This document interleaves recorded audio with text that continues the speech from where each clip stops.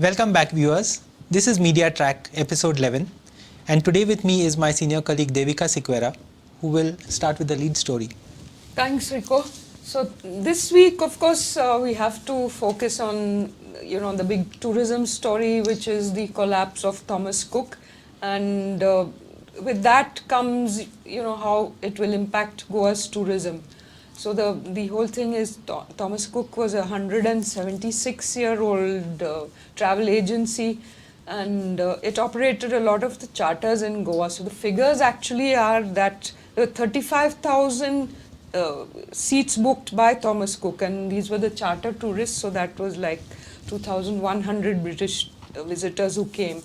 So already there's a lot of stress in the tourism industry, and a lot of this is going to put more pressure. But some interesting details were brought out by the Times of India. So I'll just go briefly through them. Thomas Cook Airlines booked an average of 35,000 seats from the UK to Goa every season, that is. An estimated 2,100 British visitors arrived into Goa. Now, how this will stress the tourism industry is another story, because 9.3 lakh nationals were, there were foreign nationals. 9.3 lakhs is the arrival of foreign nationals. Out of, we get a total of 8 million visitors a year, apparently. So the rest is obviously the Indian tourism. So now the tourism industry in Goa is talking about having talks with Air India to see if they can step in and operate flights. And the TTAG, that's Travel and Tourism Association of Goa, they are talking to TUI Airways, who flew charters thrice a week to Goa during the tourist season from the UK, but wants to pull out if it is not allotted a traditional slot. And this comes at a time when Finnair has also stopped operations in Goa. So the crash has been quite sudden in that sense? It has been extreme. No, there was already, a lot of pressure on Thomas Cook to pay the lenders, the banks, and then the banks didn't give them the bailout they were wanting. So now the UK government will have to step in to some extent. They have, I think, made arrangements for over 6 lakh travelers were stranded across the world. Talking about banks, the Mapsa Urban Cooperative Bank is in the news again, because they were planning to actually merge with the Punjab and Maharashtra Bank. And and unfortunately what happened is that just when they were planning and they approved it, we mentioned last week, this side the Punjab and Maharashtra Bank itself has been facing strictures from the central authorities and the banking authorities. So that means that depositors there cannot withdraw more than 1,000 rupees over a 6-month period, which is virtually nothing. Absolutely. In fact, Rico, I'd just like to add to your story, and there was a good report by Bindya Chari in the Times of India today. They said that over 200 state cooperative banks and societies stare at losses of over 800 crores, that is here in Goa. And we had 4,805 registered cooperative societies. So things have been running very badly, both in the cooperative banks. And the Chief Minister, Pramod Sawant, he blamed the directors of these banks. He said they gave loans to irresponsible people.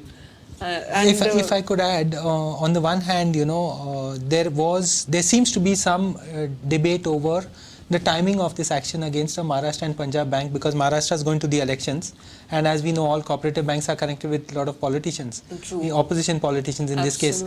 On the other hand, the fact also is that cooperative banks have been having a picnic for a long time, doling out money to their supporters, political allies.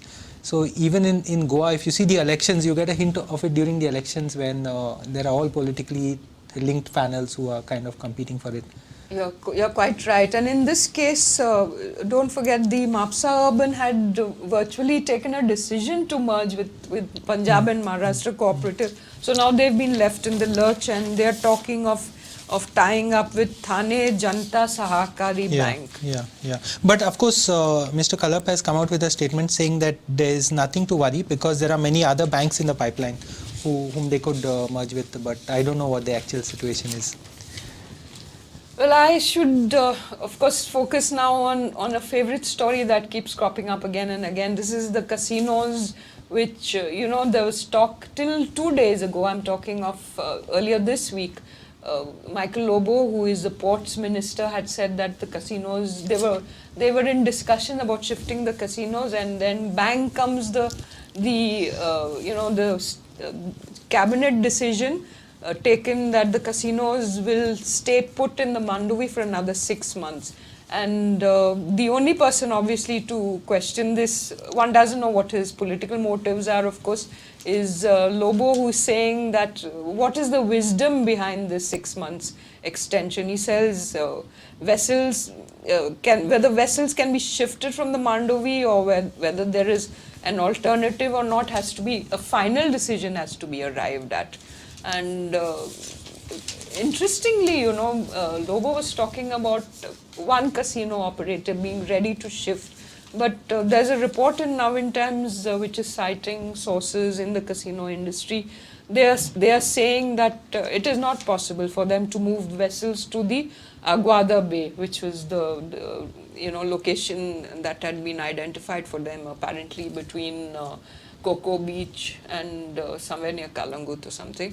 And they said that the roughness of the sea in Aguada Bay makes the idea not only impractical but also risky. But the other point is that there are 6 casino vessels operating in the Mandovi. Delta Corporation has their license has expired. Actually, Delta Corporation has 3 casinos. Their license expired in August 28, and the renewal is under process. Then you have another 2-3 licenses that are going to expire. So again and again we have the same kind of story coming up with the casinos. But I'd like to bring into it a little related story, because Michael Lobo said that Montserrat is determined. Montserrat, if you remember, Frederick, he had made the promise in the election that casinos would be shifted within 100 days.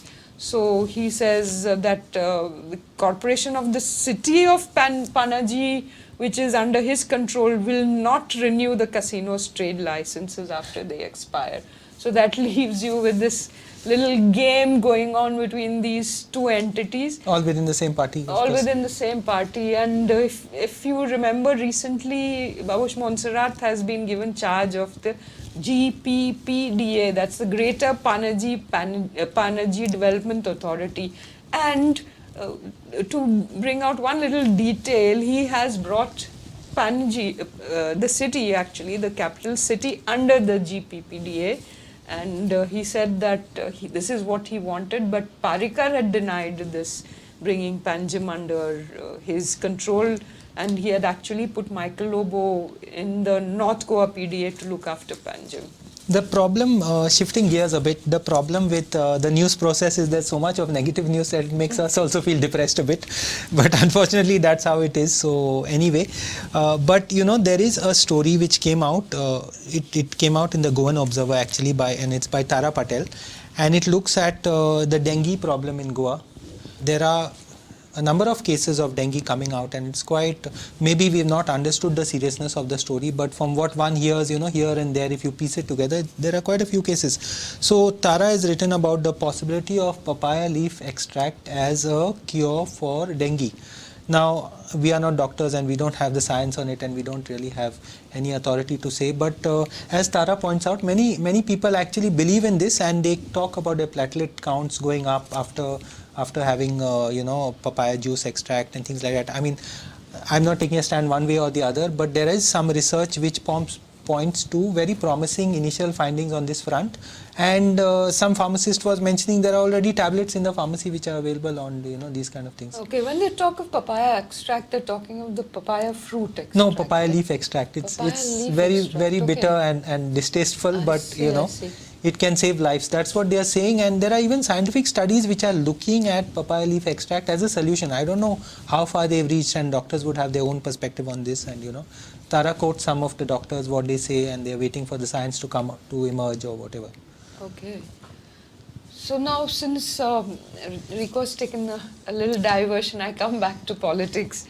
And this constant battle between politicians, and the one this week I thought was extremely interesting was between Vijay Sardesai and Michael Loboji. Vijay Sardesai of Goa Forward Party, and it was over Michael going to have a visit and inspection of the Sonsodor dump. So, Sardesai's response to this was, is he coming there only for a photo op? What exactly is his business being here? So, and then you had Michael saying that when Vijay became the minister, he was in the clouds, and when he became deputy chief minister, he went to cloud 9. He needs to come back down and walk with us.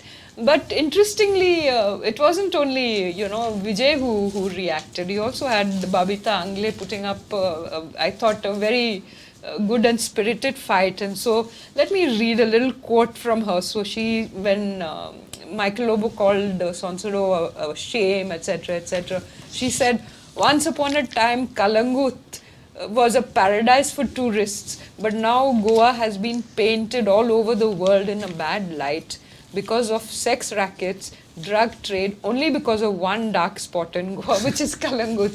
So obviously she was trying to hit back. Yeah. And another little aside, political aside, is the war going on between the Goa Forward and the Congress.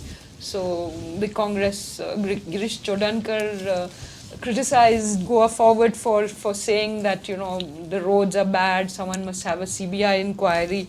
So, Goa Forward actually had a press conference to criticize this statement, and he said the Congress should actually play a role to unify opposition parties rather than split them.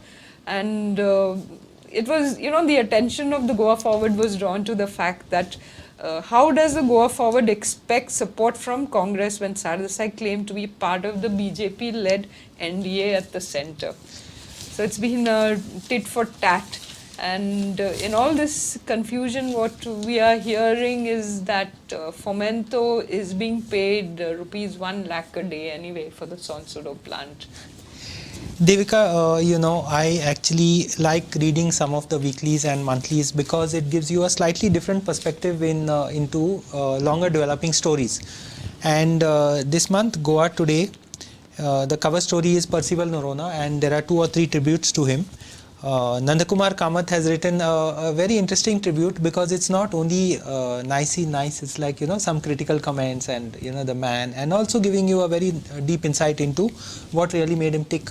There's another story by Miguel Briganza on the use of the goat skin for the gumot, which is of course it's not new, it's not a new story, but the detail in which he covers it, it's very interesting to show the people who kind of promoted it and helped.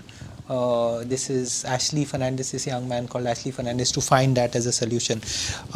There's also another very interesting story on Father Antonio Pereira, the Jesuit literature, written by Thomasine Cardoz.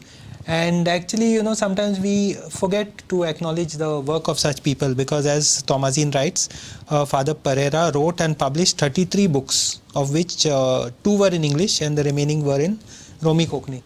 So, his books, Makers of Konkani Literature, if I'm not mistaken, they're quite impressive books, and he's done a whole lot of work, so it's important not to forget these people.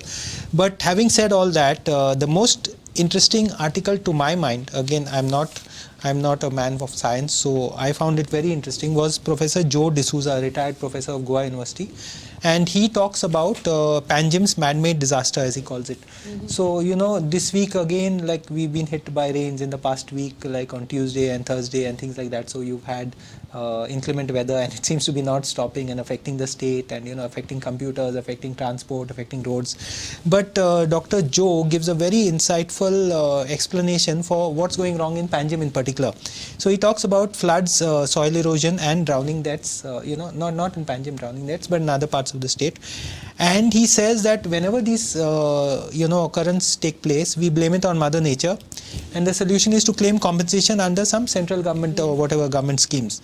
But he's saying that he gives a detailed explanation of why Panjim has been defying nature over the years, and sites that, you know, water catchment areas like from the Mala Lake to Santines Creek, also, you know, the Rua de Orient waters have been blocked, or they've been allowed to be built on by the town and country planning on the, you know, on the bunds, on the banks of these creeks. Yeah.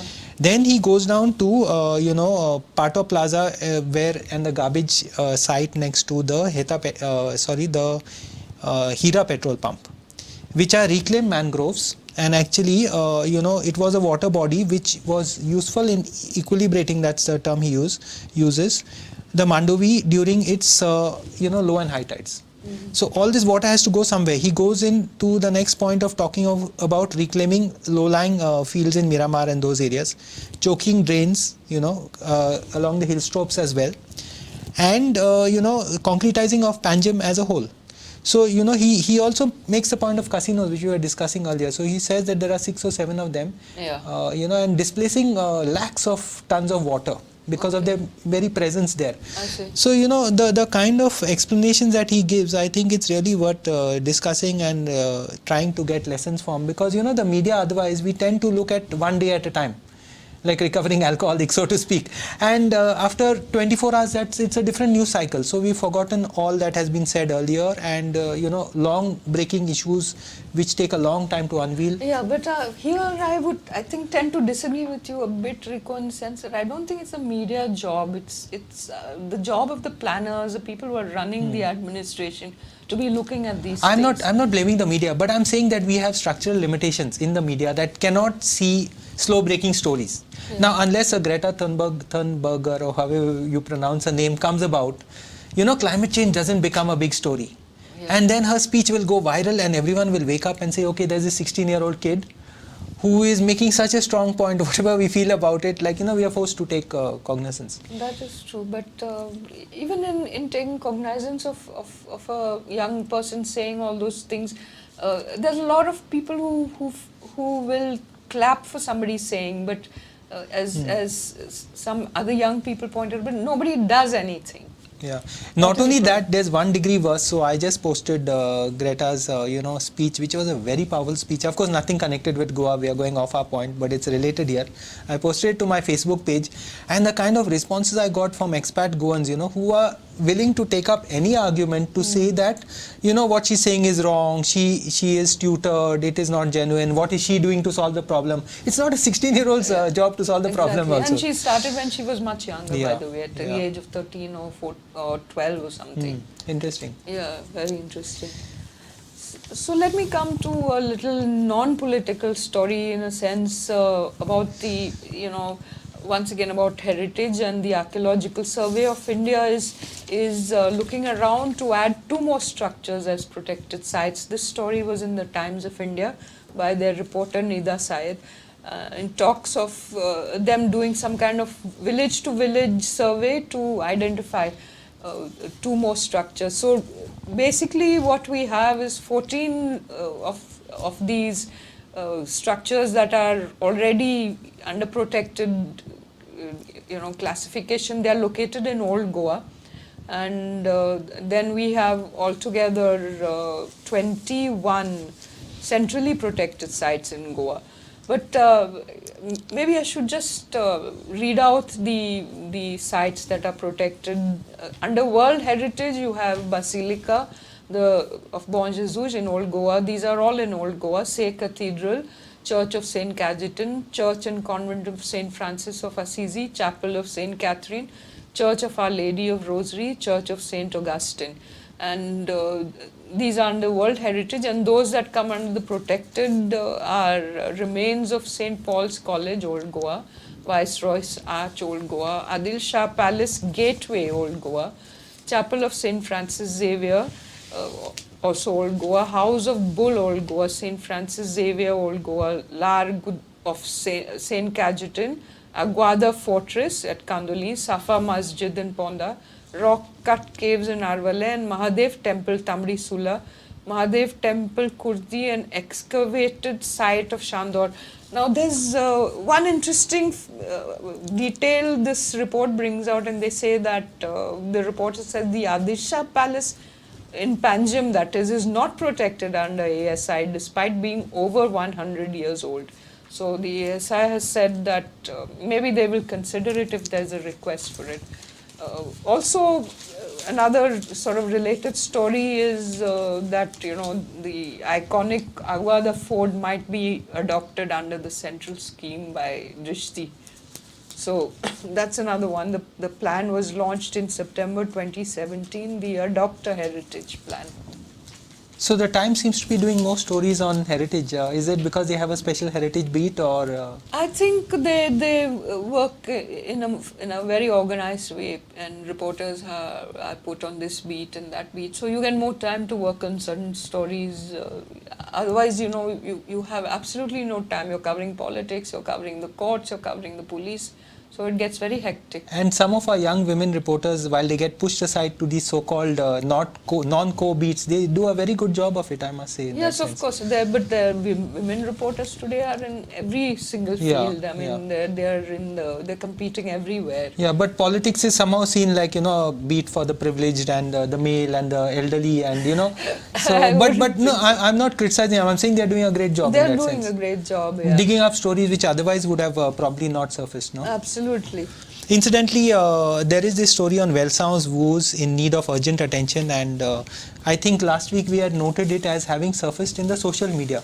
Yeah. So I'm wondering whether sometimes journalists are also taking cues from the social media, which is fine. I mean, in that sense, it's it's good that these stories get noticed, because we were talking about this beach erosion along Welsang, and kind of photos that you get from there are really shocking. Absolutely shocking. I saw them also. In fact, I got it on WhatsApp only. As you say, social media, it was circulating everywhere. So actually, I think citizens around the state need to get more active with their cameras. No, see, because we cannot wait for the media to come there. It may or may not happen. We may wake up on time. You may not wake up on time. Diwar and Shorang, which had very bad impacts this monsoon.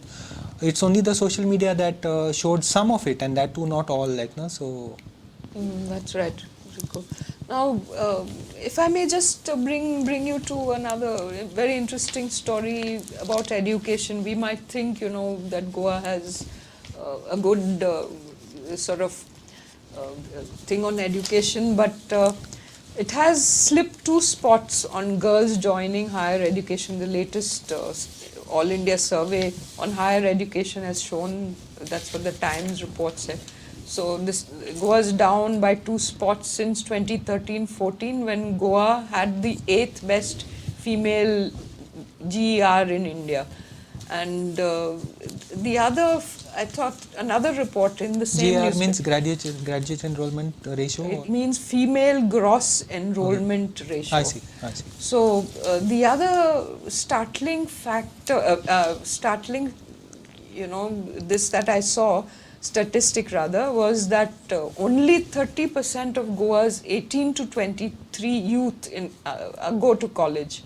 So they're far behind Sikkim, which is 54%. Yeah. Now one would think Goa would be, far ahead of places like Sikkim, and we see ourselves as being so literate, one of the highest per capita income and affluent, but, and whatever.